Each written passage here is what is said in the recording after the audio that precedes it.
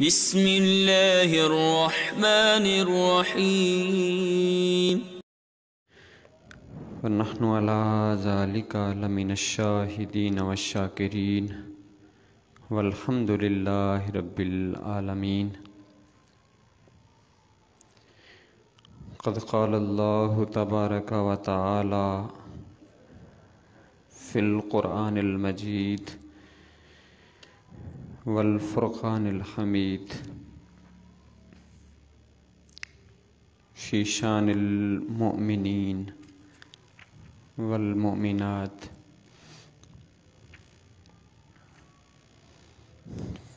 فی سورۃ النور فی آیت 30۔ اعوذ باللہ من الشیطان الرجیم، بسم اللہ الرحمن الرحیم۔ وَقُلِّ الْمُؤْمِنَاتِ یغضضن من ابصارہن وَيَحْفَظْنَ فُرُوجَهُنَّ وَلَا يُبْدِينَ زِينَتَهُنَّ إِلَّا مَا ظَهَرَ مِنْهَا۔ صدق اللہ مولانا العظیم وبلغنا رسولہ النبی الکریم الامین، ونحن علی ذلک لمن الشاہدین والشاکرین والحمد للہ رب العالمین۔ ان اللہ وملائکتہ یصلون علی النبی یا ایہا الذین آمنوا صلوا علیہ وسلموا تسلیما۔ تمام احباب مل کر درود پاک پڑھیں۔ الصلاۃ والسلام علیک یا سیدی یا رسول اللہ وعلی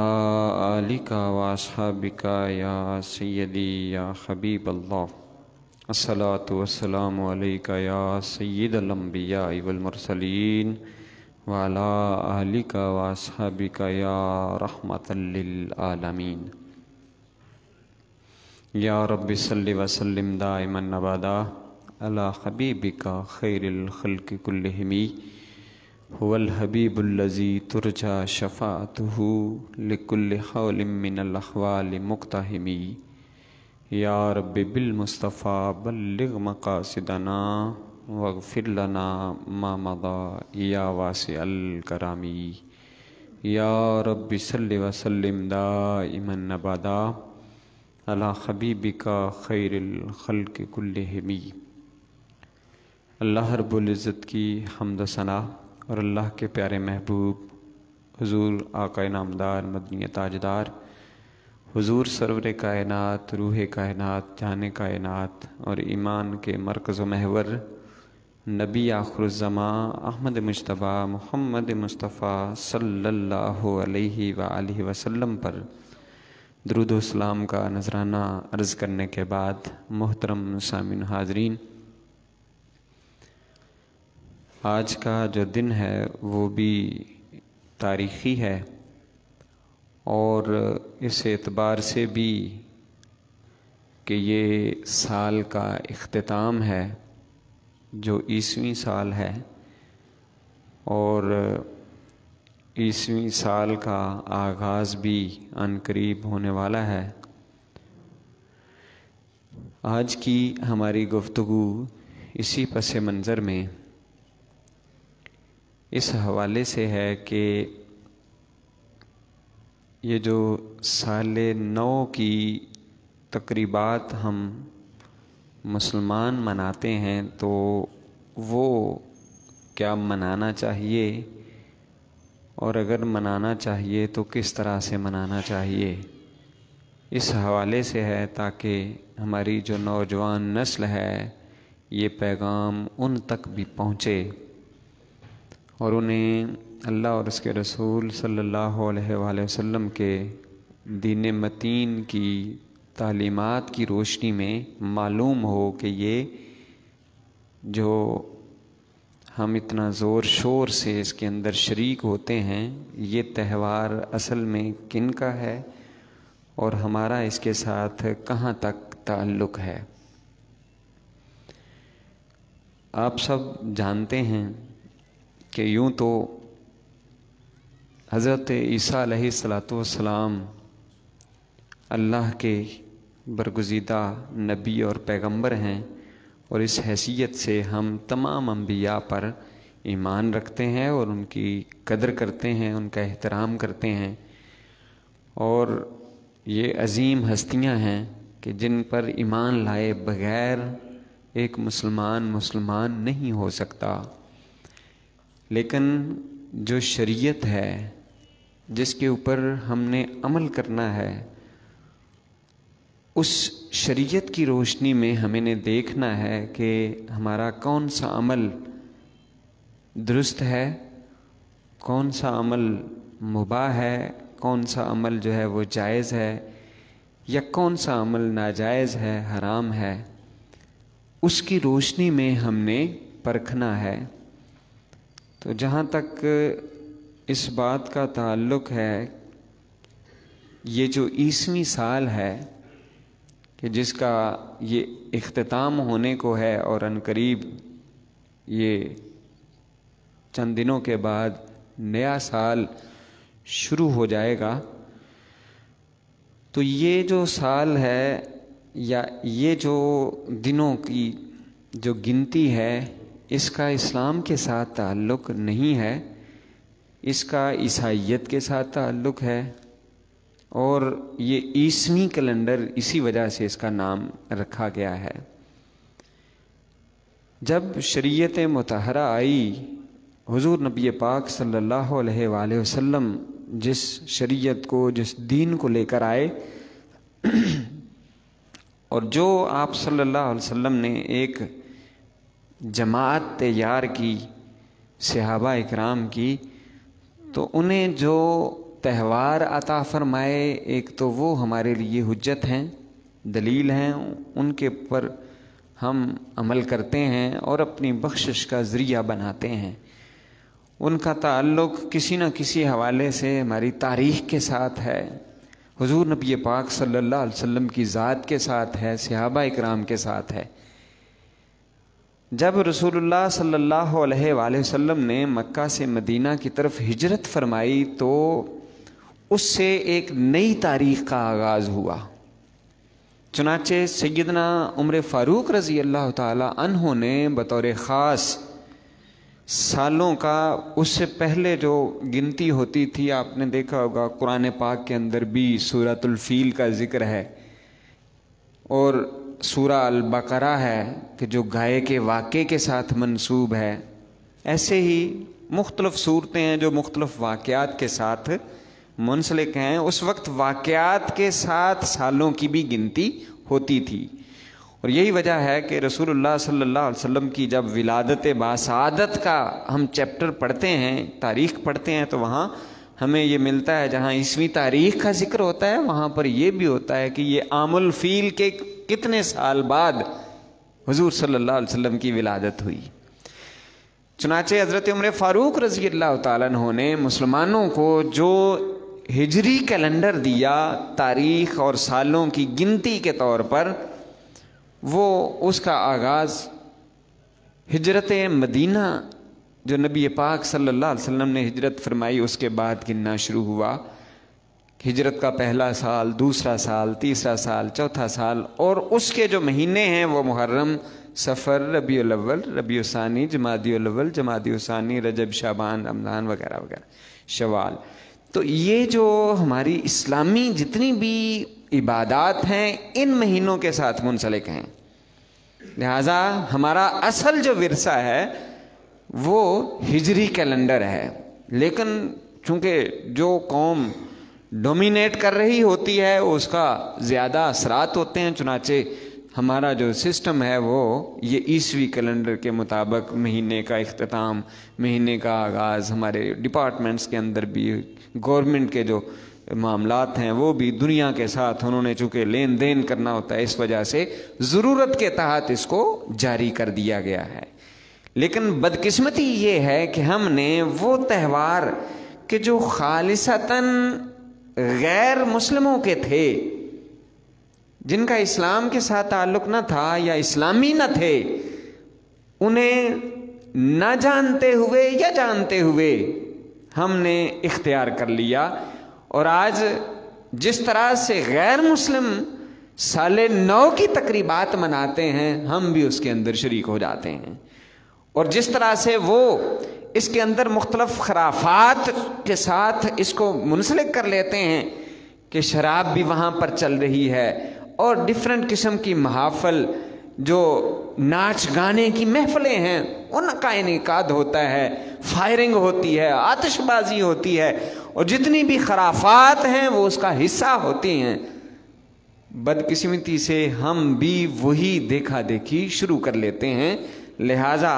اس حوالے سے ہمیں سوچنا چاہیے اور غور و فکر کرنا چاہیے کہ کیا یہ ہم ان لوگوں کے ساتھ مشابہت کر کے، کہ نبی پاک صلی اللہ علیہ وسلم نے فرمایا جس نے جس قوم کی مشابہت اختیار کی وہ انہی میں سے ہوگا، کیا ہم اس جرم کا تو ارتکاب نہیں کر رہے؟ اور بجائے اس کے کہ ہم اس کو پازیٹیو میننگ میں لیتے ہوئے پازیٹیو سوچتے اور اس سے خوف خدا ہمارے دل کے اندر آتا، اس کی بجائے ہم نے بے حیائی، عریانی، اور آپ دیکھیں گے کہ جب بھی کوئی ایسی محفل ہوتی ہے یا ایسے موقع ہوتے ہیں، چاہے وہ غیر اسلامی ہی کیوں نہ ہوں، ہمارے نوجوان سلنسر نکال کر موٹر سائیکلوں کے اوپر اس طرح سے گردش کر رہے ہوتے ہیں کہ لوگوں کا جینا جو ہے وہ محال ہو جاتا ہے، گزرنا سڑکوں کے اوپر بلکہ گھروں کے اندر بھی اس تکلیف محسوس ہوتی ہے لوگوں کو۔ یہ جو رویہ ہے، یہ جو ہمارا اخلاق بنتے جا رہے ہیں یا ہمارا جو زندگی کا حصہ بنتا جا رہا ہے، اس کے اوپر نہ صرف اس بات کی ضرورت ہے کہ ہم اپنے آنے والی نسلوں کو اس سے آگاہ کریں، بلکہ اس سے روکیں اور اس کی جو مضمرات ہیں، جو اس کے نقصانات ہیں، ان سے انہیں آگاہ کریں کہ اس سے ہمارے دین کا کوئی تعلق نہیں ہے۔ ہمارا دین تو یہ کہتا ہے کہ من حسن اسلام المرء ترکہ ما لا یعنی، کہ اسلام کے ایک مسلمان کے لیے اچھا اسلام اس کا یہ ہے کہ وہ لا یعنی بے معنی، بے مقصد اور لغو چیزوں سے اپنے آپ کو دور رکھتا ہے۔ قرآن پاک میں بھی اس کا ذکر ہے، وَهُمْ عَنِ اللَّغْوِ مُعْرِضُونَ، کہ جو اہل ایمان ہیں، جو مسلمان ہیں، جو اسلام کی دولت اپنے سینوں کے اندر رکھتے ہیں، وہ لغو اور بیہودہ کاموں سے اپنے آپ کو دور رکھتے ہیں، وہ بے حیائی والے کاموں سے اپنے آپ کو دور رکھتے ہیں، وہ بے پردگی سے بھی دور رکھتے ہیں۔ قرآن نے یہ حکم دیا، قُل لِّلْمُؤْمِنِينَ، اے پیارے حبیب آپ اپنی زبان اقدس سے مومنوں کو فرما دیں، یغضوا من ابصارہم، کہ وہ اپنی نگاہوں کو نیچا رکھیں، وَيَحْفَظُوا فُرُوجَهُمْ، اور اپنی شرمگاہوں کی وہ حفاظت کریں، ذَلِكَ أَزْكَىٰ لَهُمْ، واضح کر دیا کہ یہ ان کے لیے انتہائی ستھرا ہے، پاک ہے، یعنی ان کی پاکیزگی کے لیے، ان کی طہارت کے لیے، ان کے قلوب اور نفوس کی طہارت کے لیے، تزکیہ نفس کے لیے یہ بات ضروری ہے۔ ان اللہ خبیر بما یصنعون، اور اللہ رب العزت خبردار، جانتا ہے، باخبر ہے، بما یصنعون، جو کچھ بھی یہ کرتے ہیں، یعنی ہمارے اعمال سے اللہ رب العزت معاذ اللہ غافل نہیں ہے، وہ جانتا ہے، خبر رکھتا ہے، لیکن اپنے پیارے محبوب کے صدقے سے درگزر کرتا رہتا ہے، فوری عذاب نازل نہیں کرتا، لیکن یہ ہمارے نامہ اعمال کے اندر لکھا جا رہا ہوتا ہے۔ اور ساتھ فرمایا وَقُلْ لِلْمُؤْمِنَاتِ، اور مومن عورتوں کو بھی کہہ دیجئے یغضضن من ابصارہن، کہ وہ بھی اپنی نگاہیں نیچی رکھا کریں۔ یعنی کس قدر پاکیزہ ماحول دیا جا رہا ہے قرآن کے ذریعے سے، اسلام کے ذریعے سے، اور ہم کس قسم کے ماحول کی طرف متوجہ ہو جاتے ہیں کہ جب گلیوں میں، بازاروں میں ہم اس چیز کا مشاہدہ کرتے ہیں کہ برائی کو برائی نہیں سمجھا جاتا، حالانکہ ہر کوئی جانتا ہے، ہر باپ جانتا ہے، ہر بھائی جانتا ہے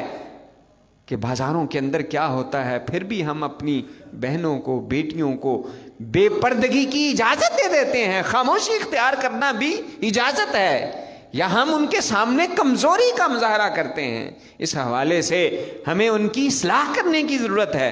ہمیں یہ اسلام کا پیغام پہنچانے کی ضرورت ہے۔ قرآن کہہ رہا ہے، یہ کوئی عام کتاب نہیں ہے، اللہ کا کلام وحی کی صورت میں جو قلب مصطفیٰ صلی اللہ علیہ وسلم پر نازل ہوا ہے، اور رسول اللہ صلی اللہ علیہ وسلم کو حکم دیا جا رہا ہے، قل للمؤمنین، پیارے آپ کہہ دیجئے ان مومنات کو، مومنوں کو علیحدہ علیحدہ دونوں کو۔ جو 30 نمبر آیت ہے اس میں مومنوں کو ہدایات دی گئی ہیں، اور 31 نمبر آیت میں فرمایا للمؤمنات، مومن عورتوں کو بھی یہ حکم دے دیجئے کیا کہ یغضضن من ابصارہن، اپنی نگاہیں نیچی رکھیں، یحفظن فروجہن، اپنی پارسائی کی حفاظت کریں، ولا یبدین زینتہن، اور اپنی زینت کو ظاہر نہ کرتی پھریں۔ ایک اور جگہ پر کہ لا یبدین، تم اپنی زینت کو زمانہ جاہلیت کی زینت کی طرح ظاہر نہ کرتی رہو، یعنی ہم گویا دوبارہ زمانہ جاہلیت کی طرف پلٹنے کی کوشش کر رہے ہیں، ایسے کاموں کے اندر شامل ہو کر کہ مدینہ منورہ کے اندر جب شراب کی حرمت کا حکم نازل ہوا تو لوگوں نے اپنے گھروں کے اندر جو مٹکے پر بھرے ہوئے تھے وہ سب توڑ ڈالے، بہا دیا سارا کچھ، اور آج ہم جب نیو ایئر نائٹ مناتے ہیں تمہارے مسلمان بھی اس کے اندر شریک ہو جاتے ہیں،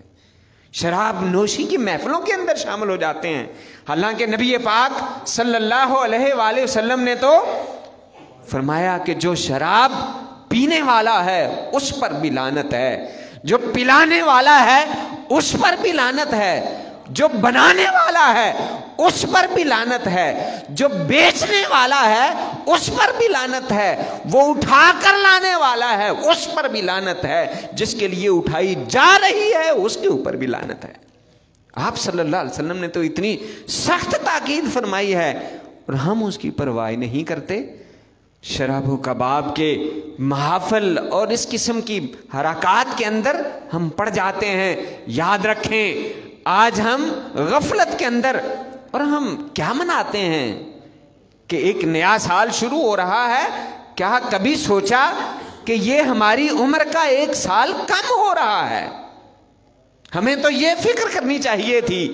کہ جو گزشتہ سال غفلت کے اندر گزر گئے، ہم اس غفلت کے اوپر ندامت کا اظہار کرتے اور تجزیہ کرتے، محاسبہ کرتے کہ کون سے اعمال تھے جو ہمیں کرنے چاہیے تھے اور کون سے اعمال وہ ہم کر چکے ہیں جن سے ہمیں دور رہنا چاہیے تھا۔ اس کا محاسبہ کرتے ہوئے اگلے آنے والے سال کے اندر اللہ کی رحمت کو، اللہ کی بخشش کو، اللہ کے رضوان کو حاصل کرنے کی دعا کرنی چاہیے تھی۔ حضور نبی پاک صلی اللہ علیہ وآلہ وسلم جب بھی نیا چاند نظر آتا، نیا مہینہ نظر آتا یعنی شروع ہوتا، تو حضور صلی اللہ علیہ وسلم دعا فرمایا کرتے۔ ہمیں وہ دعا یاد کرنی چاہیے، وہ دعا مانگنی چاہیے، اللہم ادخلہ علینا، یا باری تعالیٰ اس نئے مہینے کو، نئے چاند کو ہمارے اوپر داخل فرما۔ کس طرح سے؟ بالامن والایمان، امن اور ایمان کے ساتھ، بالسلام والاسلام، سلامتی کے ساتھ اور اسلام کے ساتھ، اور رضوان من الرحمن، رحمان کی جو رضوان ہے اس کی خوشنودی ہے اس کے ساتھ، جواز الشیطان، اور شیطان مردود سے پناہ کے ساتھ، اس سے ہم پناہ چاہتے ہوئے یا باری تعالیٰ اس مہینے کو داخل فرما، اور ہم اللہ کی رحمت کو حاصل کرنے کی بجائے، اللہ تعالیٰ کی بخشش کو حاصل مانگنے کی بجائے، سلامتی کو مانگنے کی بجائے، رحمت کو مانگنے کی بجائے، اللہ کی خوشنودی کو مانگنے کی بجائے، شیطان سے پناہ مانگنے کی بجائے ہم شیطانی کاموں کے اندر پڑ جاتے ہیں۔ ہمیں اس کے حوالے سے اپنی اصلاح کرنے کی ضرورت ہے اور اپنی نوجوان نسل کو اس بات سے آگاہ کرنے کی ضرورت ہے۔ میں آپ سے التجا کرتا ہوں کہ ہر کوئی اپنے گھر کے اندر جا کر یہ پیغام اپنے بچوں تک پہنچائیں اور انہیں یہ بتائیں کہ یہ نیو ایئر نائٹ منانے کا اسلام میں کوئی تصور نہیں ہے۔ ہمارے ہاں جو تصور ہے وہ اللہ سے بخشش اور دعا کا ہے کہ جب نیا مہینہ شروع ہوتا ہے تو نوافل ادا کیے جائیں، اپنی زندگی کا محاسبہ کیا جائے اور اس بات کو یہ سوچا جائے کہ غافل تجھے گھڑیال یہ دیتا ہے منادی، غافل تجھے گھڑیال یہ دیتا ہے منادی۔ پہلے زمانوں میں یہ جو گھنٹے ہوتے تھے یہ ہر گھنٹے کے بعد نا آواز آتی تھی، وہ کہیں کہیں نظر آتا ہے، ہر گھنٹے کے بعد پتہ چلتا تھا کہ 1 گھنٹہ گزر گیا ہے۔ یہ ہمارے لیے ایک ندا ہے، یہ منادی ہے، یہ آواز ہے کہ تیری عمر کی 1 گھڑی اس نے گھٹا دی ہے۔ جو عمر ایک بہت بڑی نعمت ہے ہمارے پاس۔ حضور نبی پاک صلی اللہ علیہ وسلم نے فرمایا اغتنم خمسا قبل خمس، 5 چیزوں کو 5 چیزوں سے پہلے غنیمت جانو، اور ان میں سے ایک یہ ہے کہ موت آنے سے پہلے اپنی زندگی کو، اپنی عمر کو غنیمت سمجھو، وگرنہ پھر کل کیا ہوگا؟ جب اجل سر پہ آ پڑے گی پھر خواہش کرے گا بندہ، انسان، قرآن نے اس کا ذکر کیا، پھر خواہش کرے گا کاش مجھے تھوڑی سی مہلت مل جاتی، میں فلاں چیز صدقہ کر دیتا، میں اللہ کے رستے کے اندر یہ نیکی کا کام کر دیتا۔ لیکن اذا جاء اجلہم، جب اجل آ جاتی ہے تو پھر وہ ایک لمحہ بھی متاخر نہیں ہوتی، آگے پیچھے نہیں ہوتی۔ اس لیے ہمیں باخبر رہنا چاہیے کہ سامان 100 برس کا ہے، پل کی خبر نہیں، وما علیہ الا البلاغ۔